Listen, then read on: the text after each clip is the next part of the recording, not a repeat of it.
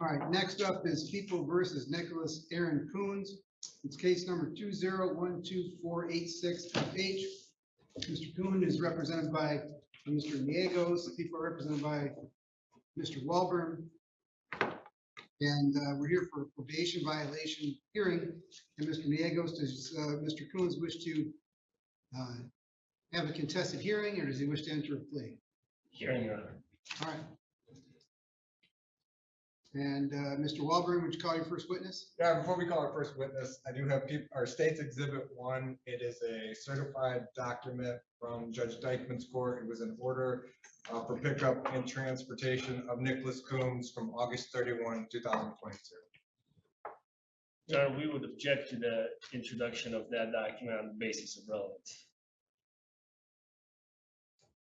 I think there's going to be testimony that the law enforcement had a pickup order. That was the nature of this contact with Mr. Coons. Hence, I guess it'd be very relevant as to whether law enforcement gave him legal commands, whether they were lawful. All right, well, I guess I'll rule on the objection when you move for the admission to yes. Thank you, Judge. All right, you can call your first witness. Call Scott Musman to the stand.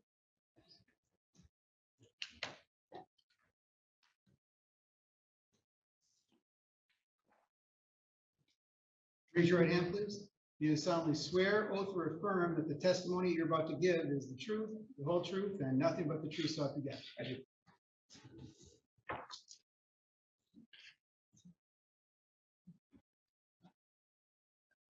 Can you say your name for the record? Scotty Musman. Where are you employed and what capacity are you employed there? I'm employed by the Michigan Department of Corrections of the state of Michigan in Whale County. During your employment there, did you come familiar with an individual by the name of Nicholas Coons? Yes, sir. How did you come familiar with Mr. Coons? He was placed on probation. Approximately when was he placed on probation? He was sentenced and placed on probation on June 21st, 2021. Right. So back on September 1st, 2022, Nicholas Coons was one of your probationers. That's correct. Did you file a petition or a request for a probation violation on Mr. Coons? That is correct. Can you explain to the court what prompted the filing of the petition? There was threatening, intimidating statements that had been made, and he resisted arrest as well. All right. Specifically, did you allege that Mr. Coons made threatening or intimidating statements to Tamara Coons? That's correct. Can you explain to the court what information you led to the filing of that allegation? In the police report from that date, August 30th, 2022, she had stated to the officers that he was screaming and throwing things, and that he stated that she has 8 hours to give back his cell phone or he was going to kill her. Do you know what police agency investigated the complaint? That would be the Nuevo Police Department. Right. Was that Officer Woodworth? That's correct. Do you know who Tamara Coons is in relation to Nicholas Coons? As one of his family members. All right.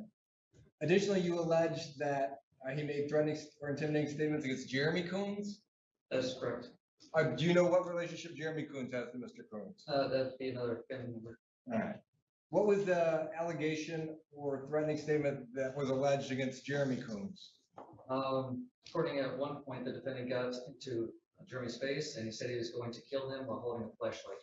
Do you know approximately when that alleged comment was made? The exact time was made, no. Now, as a term of information, is Mr. Coons supposed to contact you anytime he has contact with the police? Yes, he is.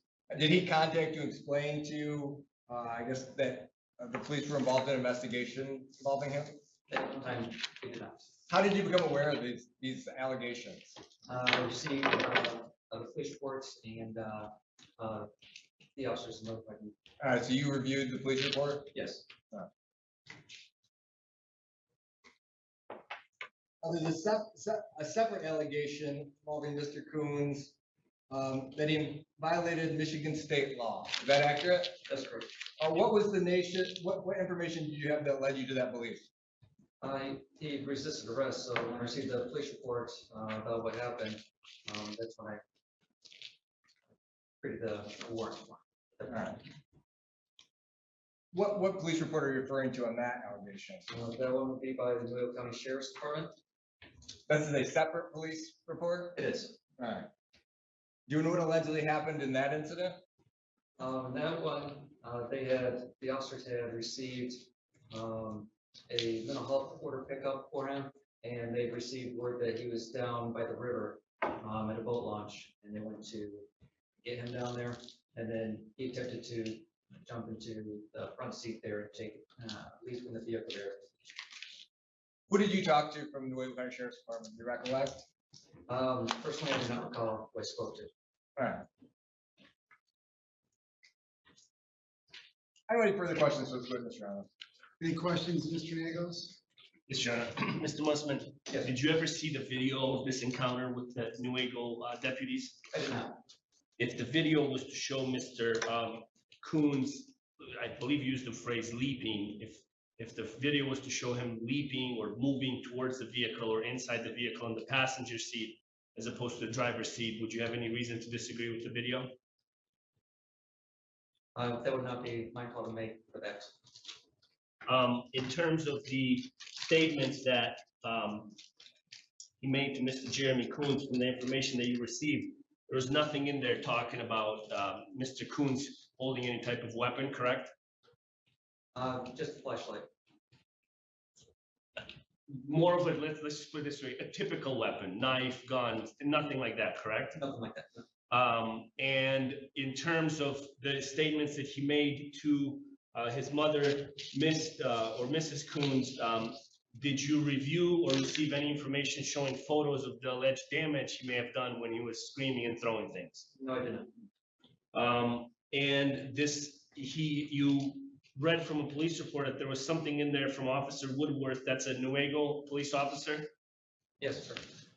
Something about Mrs. Coons reported that Nicholas was frustrated and made allegations that she, Mrs. Coons, had taken his cell phone. That's correct. And Officer Woodworth doesn't give you any other mention in his report as to what efforts, if any, he took to investigate what's going on with this alleged theft, correct? That's correct. In terms of your interaction with Mr. Coons, this investigation, I believe, started sometime in the afternoon hours of August 31st. As far as the incident at the house there, that occurred on August 30th. Okay. And from the reports with Mr. Woodworth, from Officer Woodworth, again, you didn't learn of any further interaction between Officer Woodworth directly with Mr. Coons, correct? Just from what was in the police report. So nothing about, Officer Woodworth, I was here interviewing Mr. Coons in response to these alleged threats, correct? Not that I recall. And then in terms of the resisting arrest allegation, that occurred sometime in the early or in the morning hours of late afternoon hours of August 31, correct? Around 6 o'clock at night? That is correct. And shortly after that, or as a result of that encounter, he was placed under arrest, correct? That is correct. And you'd agree with me that the 24-hour rule for police contact would have started on or about 8:31 at 6 o'clock? That is correct. But then he got taken into arrest and he didn't contact you from the jail. That's correct.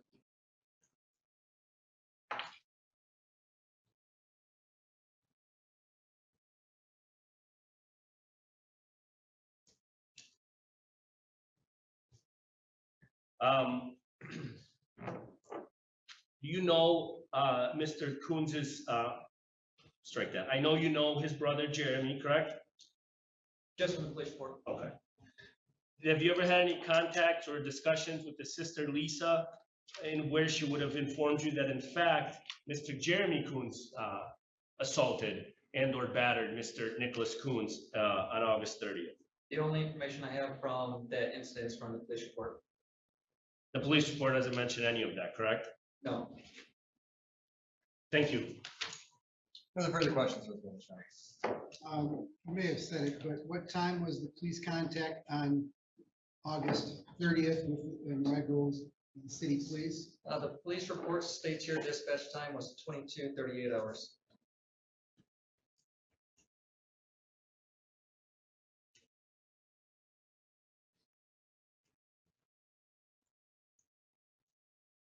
And what time was he arrested on the 31st?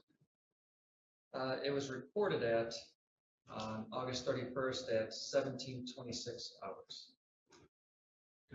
Can you follow up on that, Mr. No, Walden? Mr. Gallegos? Yeah.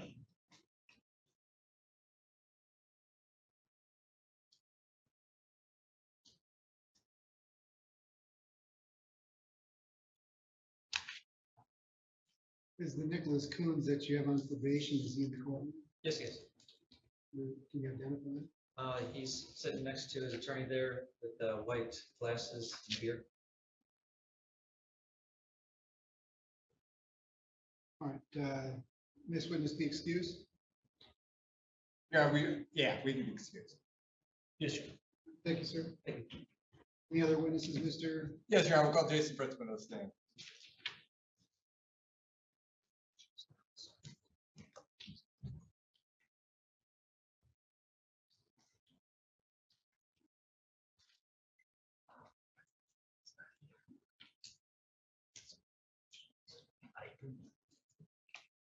Raise your right hand, sir. You solemnly swear oath or affirm that the testimony you're about to give is the truth, the whole truth, and nothing but the truth, so help you God? I do.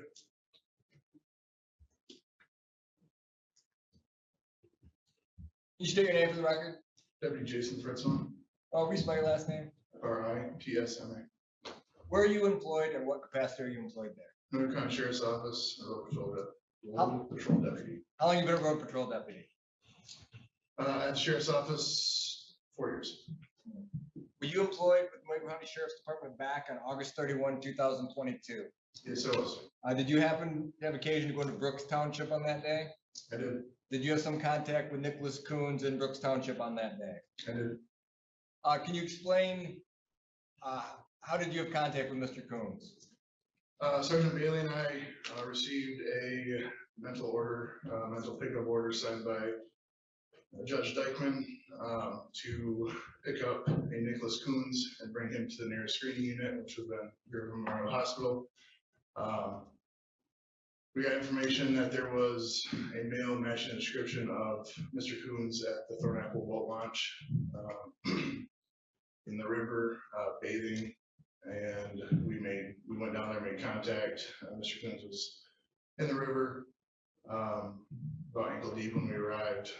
When I got on my truck, he went into his truck to start his truck, asked what he had done.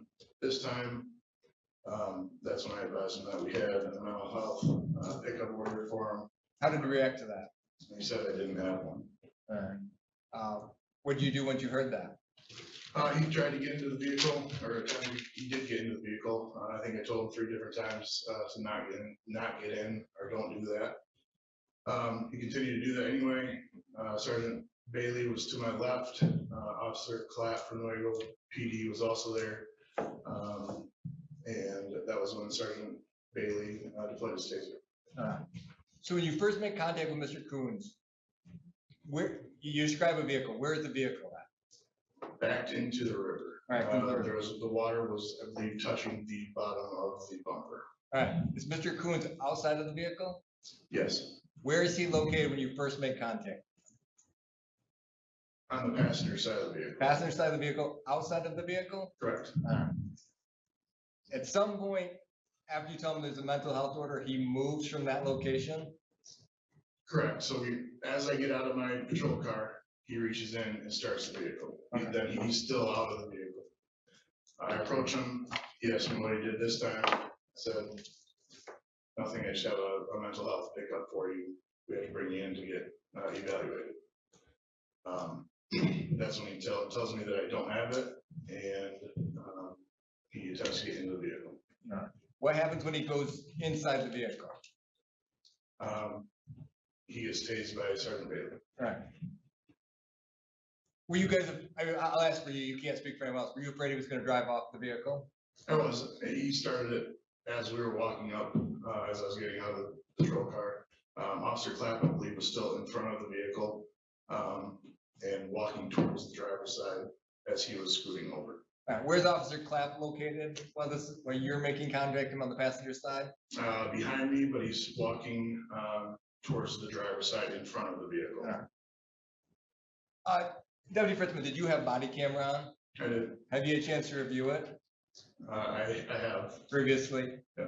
Was it accurate to the best of your recollection? yes, Does this look like what's on the screen, an excerpt from what your body cam as you pulled up there? yeah, it looks like, my truck. Alright. Yeah, at this point, I would like to, I guess, play this for the court. It's about 1 minute and 12 seconds.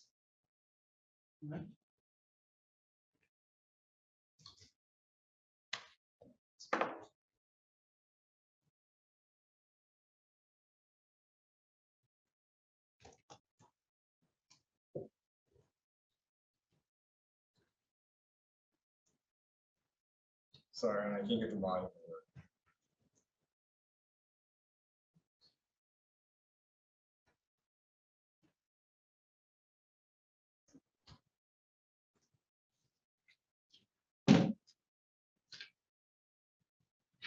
Good, how are you? What's going on? What? Well, you have a mental order to pick you up. Yeah, you have a lawyer. I don't need a lawyer. I don't need your lawyer. No, don't go in there. Don't go in there. Don't go in there. Up.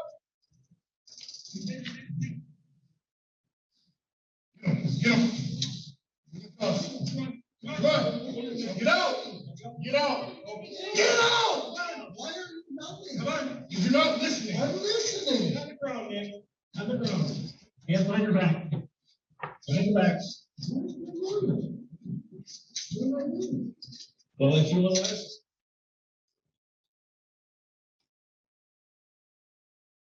Your Honor, we would move for the admission of this. I don't know if the court wants me to mark it. I did burn a copy for the courts. All right.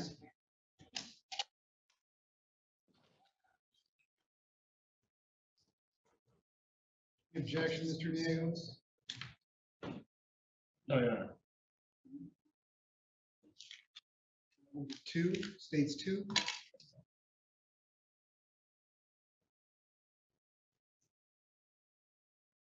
So it's People's Exhibit States two. States 2, Your Honor.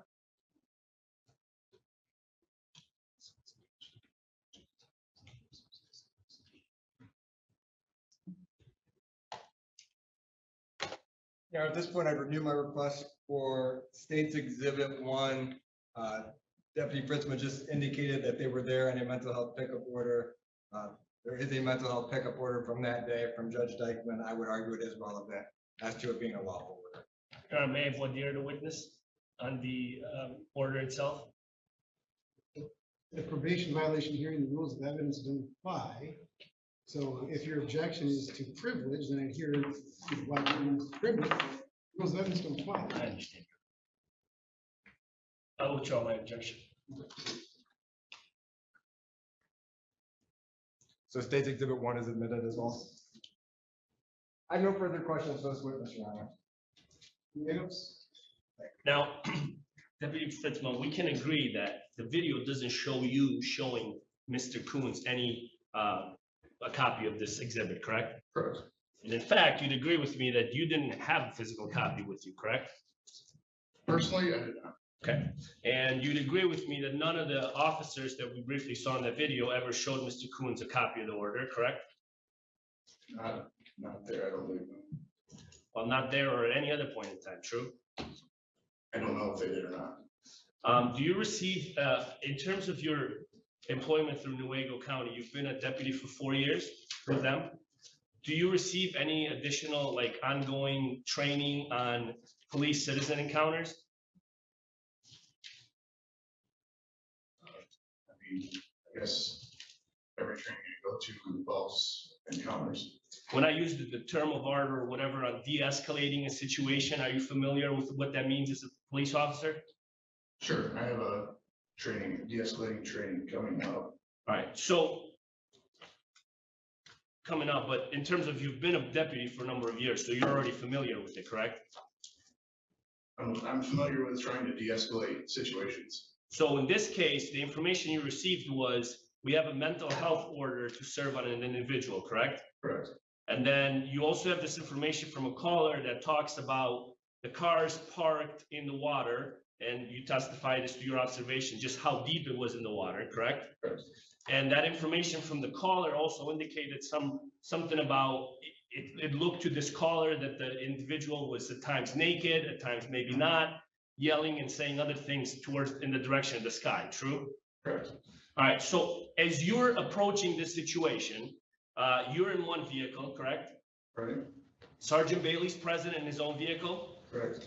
Officer Clapp from Nuevo Police is also present in his own vehicle. Correct. Not one of you three has a copy of the actual order that you intend on serving on this guy, true? I did not. I can't speak for Sergeant Bailey. I thought he had it in his vehicle. I don't remember. I don't know. And within less than a minute, the taser by Sergeant Bailey is deployed in the back of his neck, correct? I don't know the exact time, but it was deployed. We just showed the video, that the whole video was a minute 10. He was tasered not at the minute 9 mark, it was sometime before that, correct? Sure. And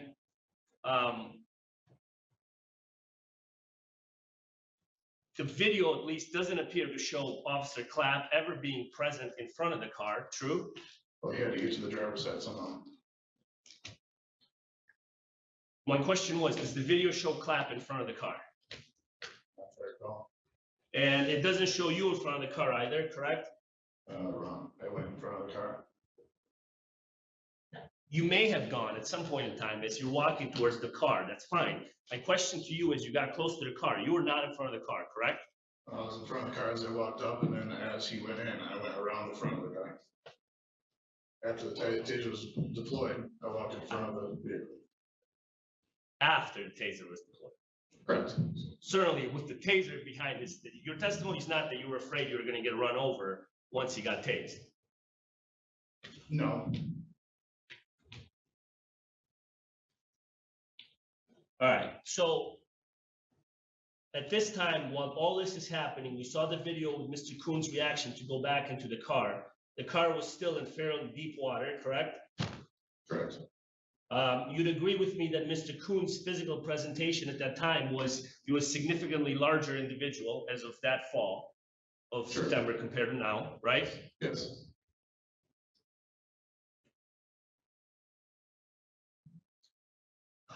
Now, again, in this case, when you approached him, I believe the video has you telling him, well, I have a copy of a pickup order to take you in, something to that effect, true?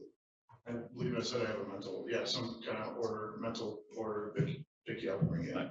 And then at that point in time, Mr. Kuhn's response was that you didn't, true? Correct. Because you didn't have one in your hand, correct? No, not physically in my hand, I didn't. And then he just turns around and tries to get back into his car. And you Correct. told him, don't do that. Correct.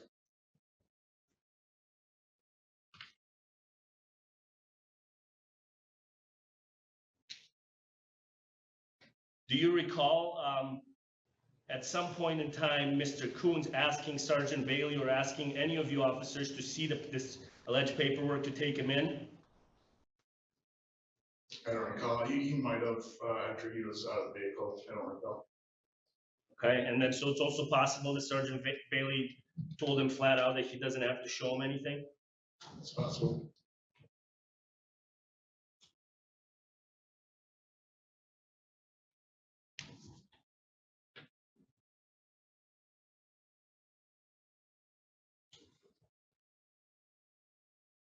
And then this actual order that you were there to serve, you testified that you were aware it was signed by Judge Dykeman? Right. How did you learn any of that information? Well, it was signed by the judge of probate court, which I know to be Judge Dykeman. So I guess I didn't physically see it, but and it was signed by the judge of probate court.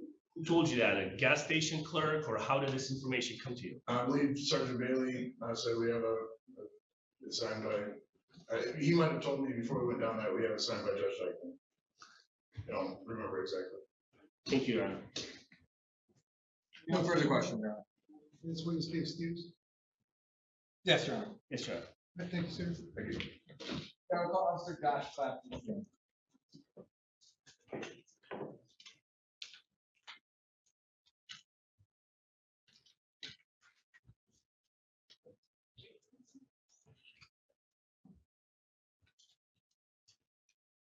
Raise your right hand, please, sir. You solemnly swear oath or affirm that the testimony you're about to give is the truth, the whole truth, and nothing but the truth, so help you God? I do.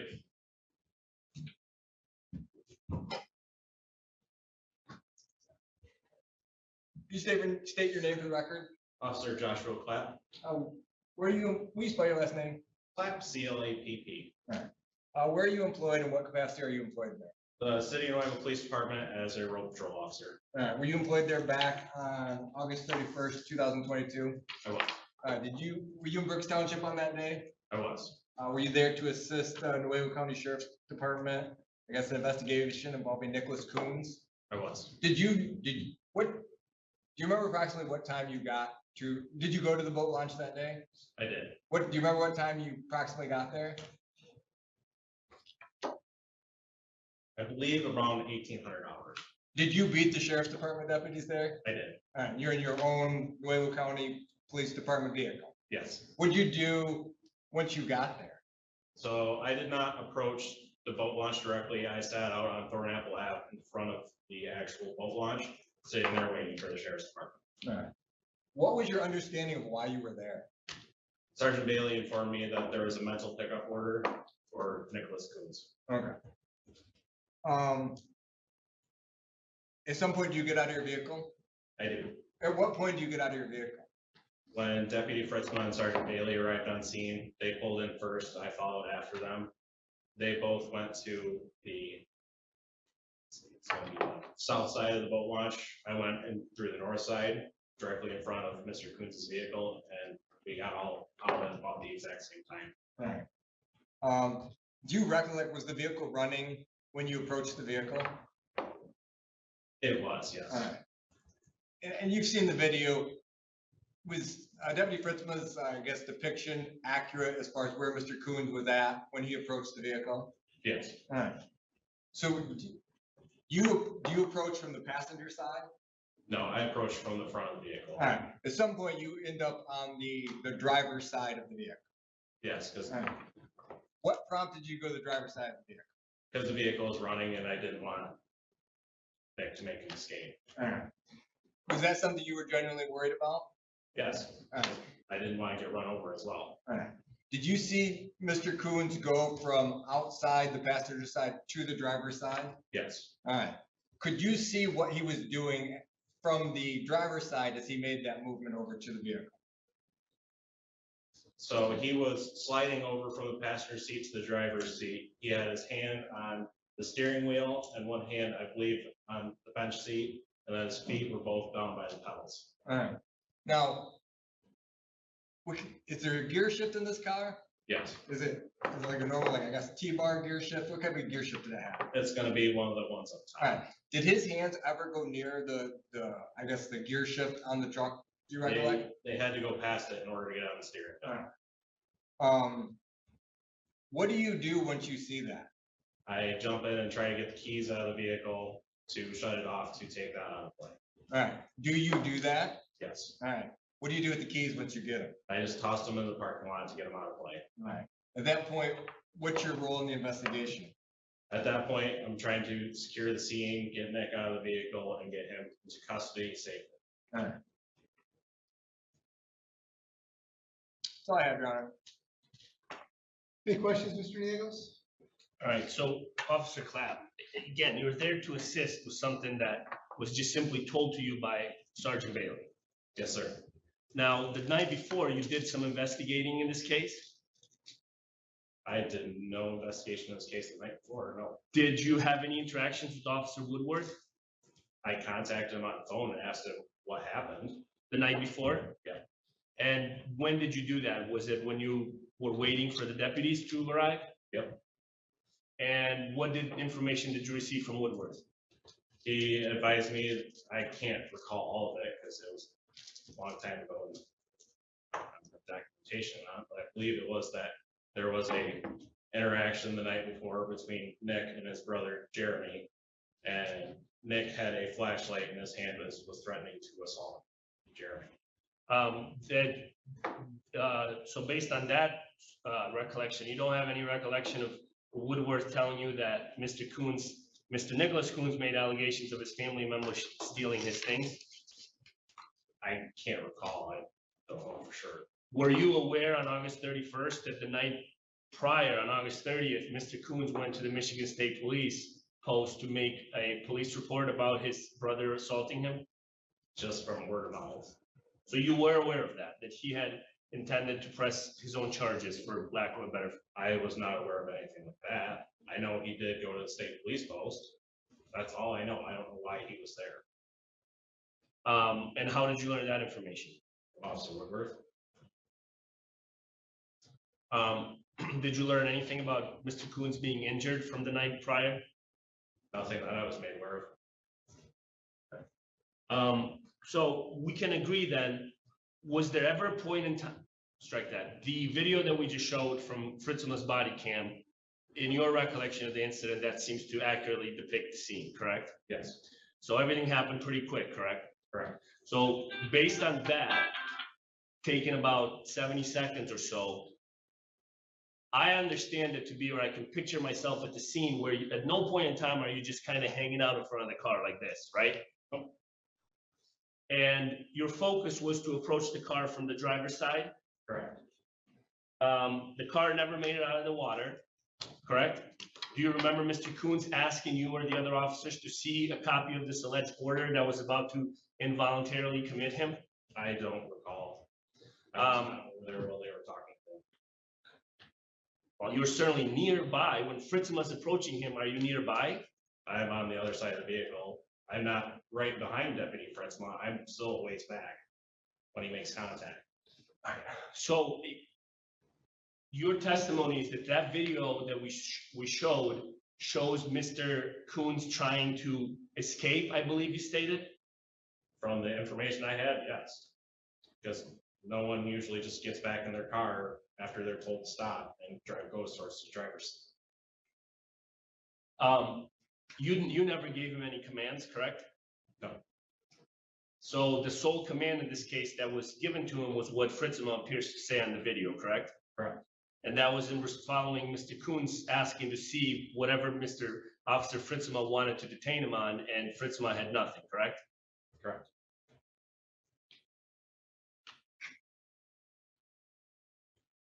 EMS had to be called at the scene, true? Correct. They needed to assist with the injuries caused by the taser? Correct.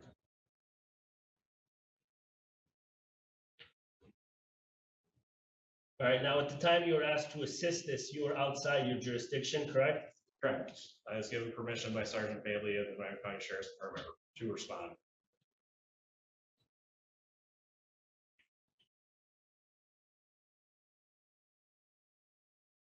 Did you call probation agent Mussman at some point after this interaction? I believe I attempted to call him, but he did not answer the phone.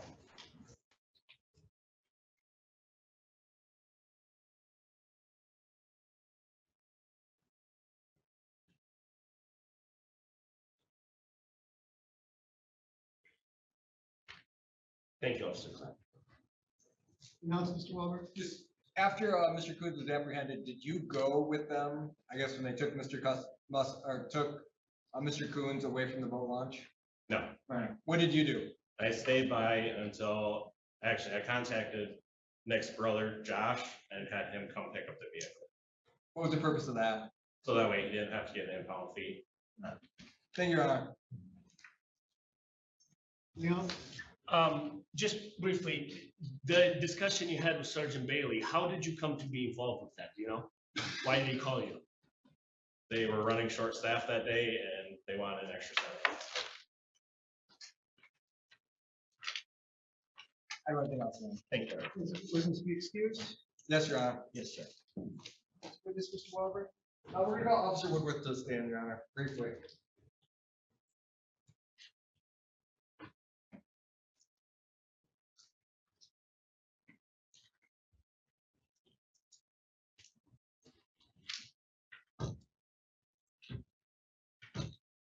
Raise your hand, please, sir. You solemnly swear oath or affirm that the testimony you're about to give is the truth, the whole truth, and nothing but the truth, so help you God. Can you state your name for the record? Officer Joshua Woodward, Will you spell your last name? WOODWORTH, Where are you employed and what capacity are you employed there? City of New England police officer. Alright, were you employed there back on August 30th, 2022?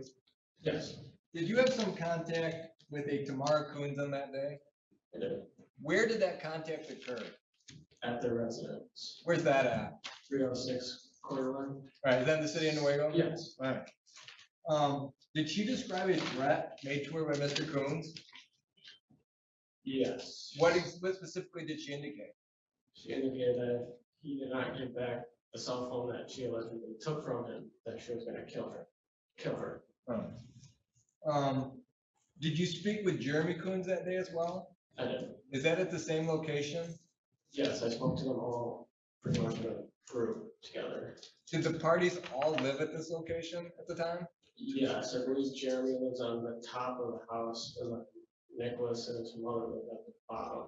Alright. Did Jeremy describe Nicholas Coons threatening him on August 30th? Yes, What did he indicate?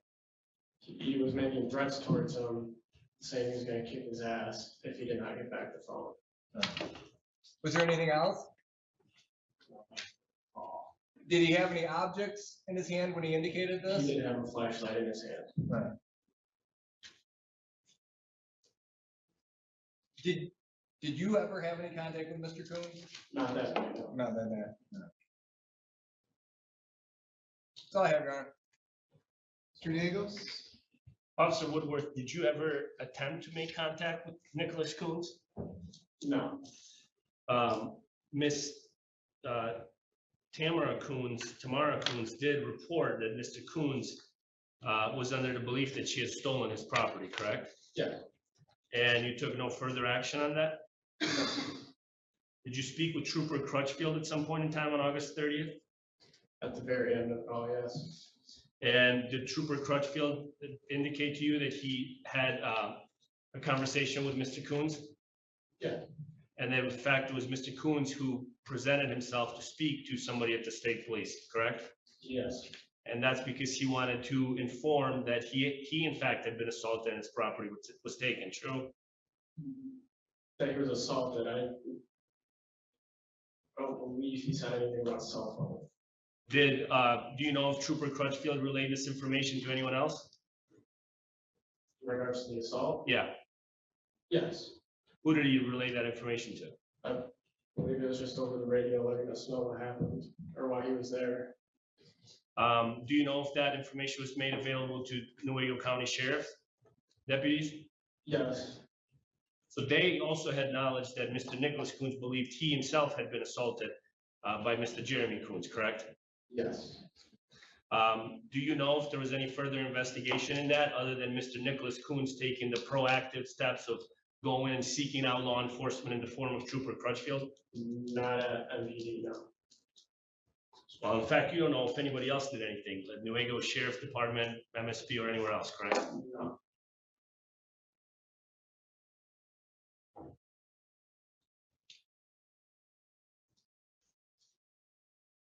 Do you know if Crutchfield said anything about Mr. Coons claiming that Tamara assaulted him as well? Not that I can recall. Just Jeremy? That's your recollection, that it was Jeremy that assaulted Nicholas? From what Crutchfield told you, that Nicholas told him? I don't recall.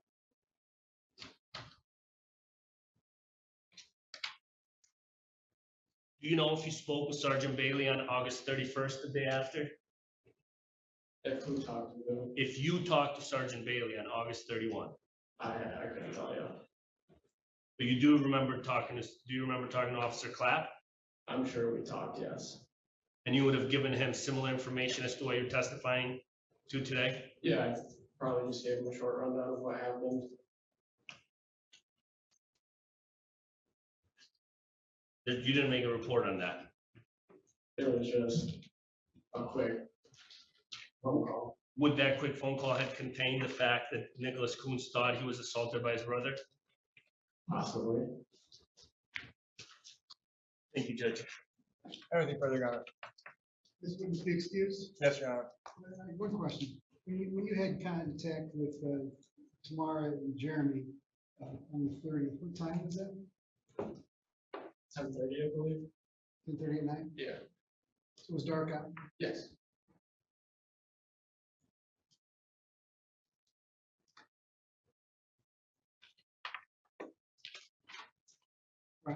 Thank you, sir. Yeah, we don't have any additional witnesses for this portion of the probation violation. All right, any witnesses that the defense wishes to call?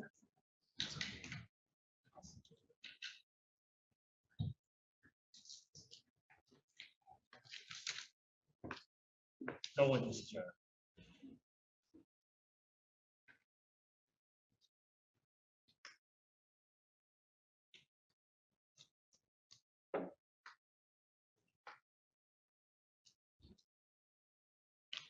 All right, any closing argument, Mr. Walker? Just brief, Your Honor, we argue the testimony supports a violation of probation. I'm not going to speak much to the non-tech or the technical violations, but the non-technical, the court, where clearly there was a court order for pickup, Your Honor.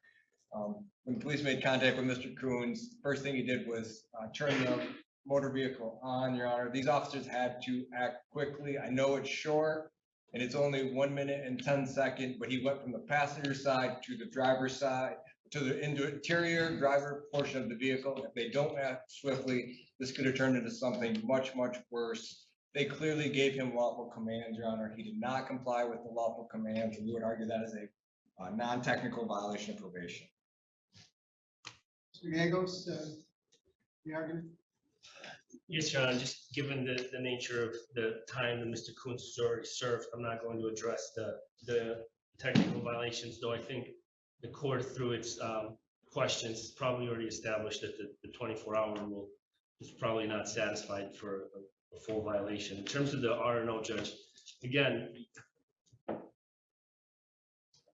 obviously the court's aware the underlying case was dismissed, and I'm not making an argument that you should dismiss the probation violation because of that. But I do want to preface my statement with the fact that Mr. Walburn, as a seasoned litigator, saw the value in holding the underlying case was one of limited value insofar that it would have been almost impossible to prove beyond a reasonable doubt for these following reasons. One, when you have this situation, and again, in front of a jury, perhaps I would have explored it significantly more, but I know the court can take notice of this with its own experience. You know you're picking up an individual that's presumed to be disturbed to the point that Judge Dykeman signs an order to pick him up without his consent. You know that enough to ask for outside jurisdiction assistance. Everybody talks about we have this order. Nobody thinks, you know what, perhaps we should have a copy of it. Perhaps that from the very beginning would de-escalate the situation that could well result in danger to ourselves or danger to Mr. Coons or both. That doesn't happen.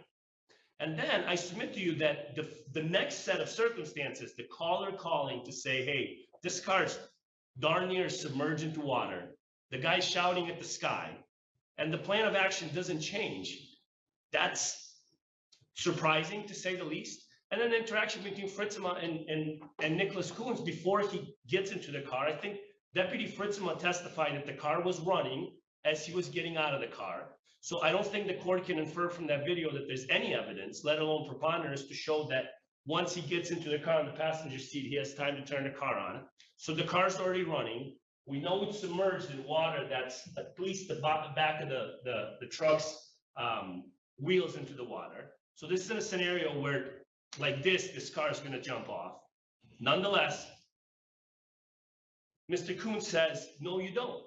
And that's a reasonable challenge to a police officer that walks up to you and says, I'm going to pick you up on a mental health order. And I use the word reasonable intentionally because in this case, at this date and time, these officers should have known that they were likely to deal with an unreasonable person in the first place, given the fact that we have that order. So when he's given the command, don't go in the car, I'm telling the court, that's not a valid command at that point in time. That's not a lawful command from an officer, given the fact that you take the totality of the circumstances. He said, I got an order to pick you up. Mr. Coons says, no, you don't. And then tries to get back in the car, and then within seconds, he's tasered. So I'm sure that the argument is that the resisting obstructing occurred during the moment he got into the car. And it is a brief moment, as the court can see. And right away, he's tasered, and Sergeant Bailey's not here to testify, but nobody could challenge the fact that he asked repeatedly, where's the court order? And Bailey says, I don't even have to show it to you. So again, under these circumstances, Your Honor, you have to find that there was a lawful command that was given.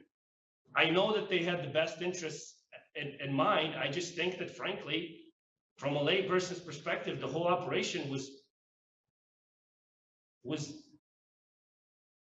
suspect. And it was always going to lead into this type of conundrum at the end of it all. Again, when you know what you're doing, that you're going to pick up somebody against their wishes to go to the psychiatric center because family members, and then a caller is telling you, this guy's out here screaming at the sky.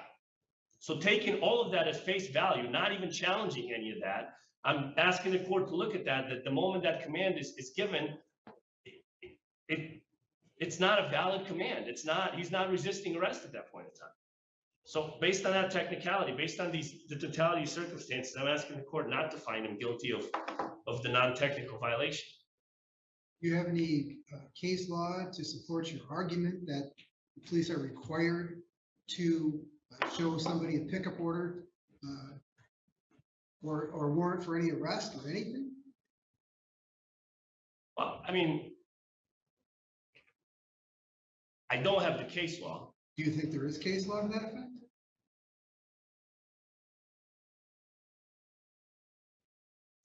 As an officer of the court, I know there is not case law as it pertains to serving PPOs. I've had a very similar issue trial, and I know that that's not the case. As to a pickup order, I don't know the answer to that. But I know that for the purposes of the factual determination, at this moment, we do have evidence that nobody showed him anything. And if the court's asking, did they have to? I don't know.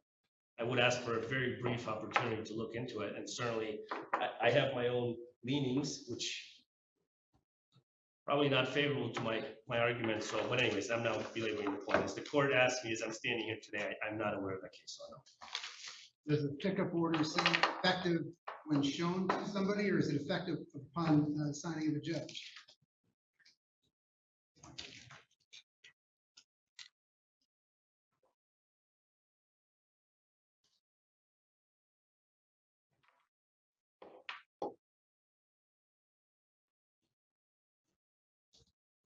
I believe since subsection 6, it talks, the peace officer shall take the individual into protective custody and transporting him or her to the designated pre-screening unit or hospital. And then it talks about if it's not executed within 10 days, then it must be reported why it was not executed.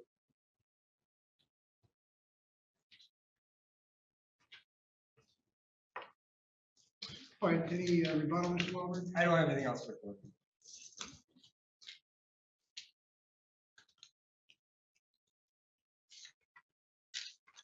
So the court is ready to rule in this case. The court is going to find the defendant guilty of count 1,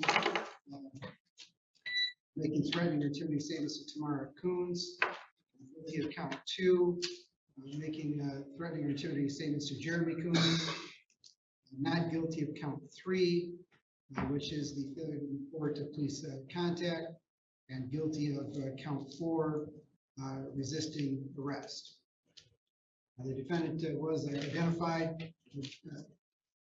MDOC probation agent Mustin testified that the defendant was on probation and that conditions of his probation were they not make threats or intimidating statements, and they not violate the criminal law of any unit of government. He then testified as to contents of the report as Tamara and Jeremy Coons each related to the police that they were threatened. He also relayed portions of the police report that detailed some of the elements of the resisting arrest. The court then heard from Deputy Fritzma, indicating that he pulls up that there was a mental pickup order in place, which has been admitted into evidence. It showed the video. He told the defendant not to get into his truck. The defendant got in anyways. He told him no, and then tasers were deployed. The court then heard from Josh Clapp, who indicated that the vehicle was running, that he crossed the front of the vehicle, that he was afraid that the defendant was going to try and flee, and that he positioned himself on the driver's side. And ultimately, he did reach in, shut off the vehicle, and threw the keys away, which would all be consistent with his fear that someone was going to try and. Then we heard from Officer Woodworth, who indicated that he investigated the allegations of threatening or intimidating behavior on the 30th, and what Jeremy and Tamara Coons related to him.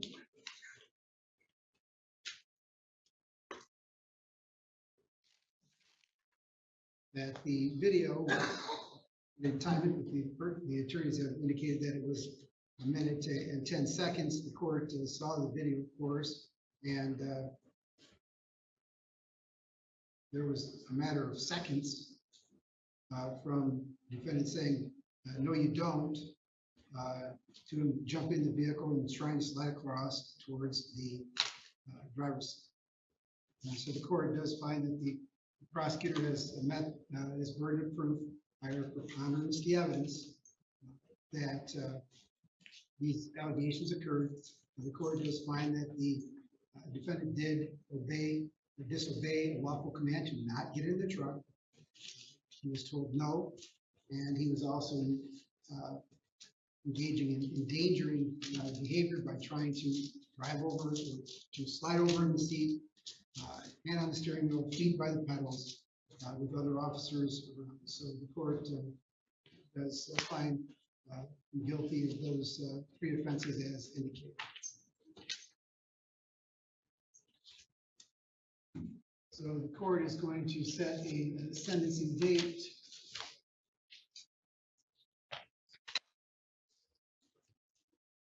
for Mr. Coons.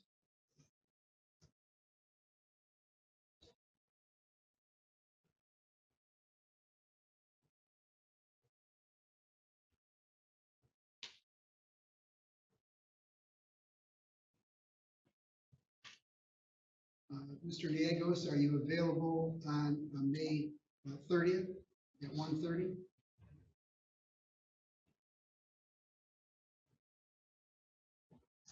No, Your Honor. I just moved 2 cases to that day in Muskegon, so I can be there in person.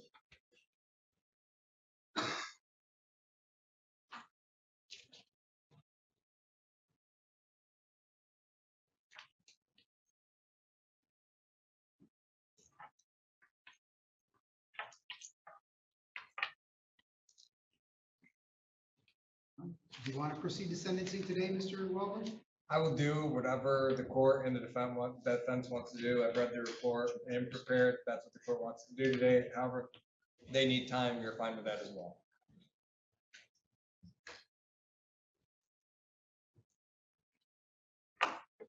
Mr. Diegos, do you want to proceed to sentencing today?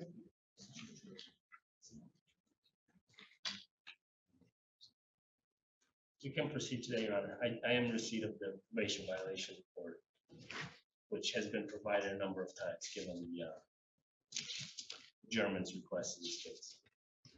All right, so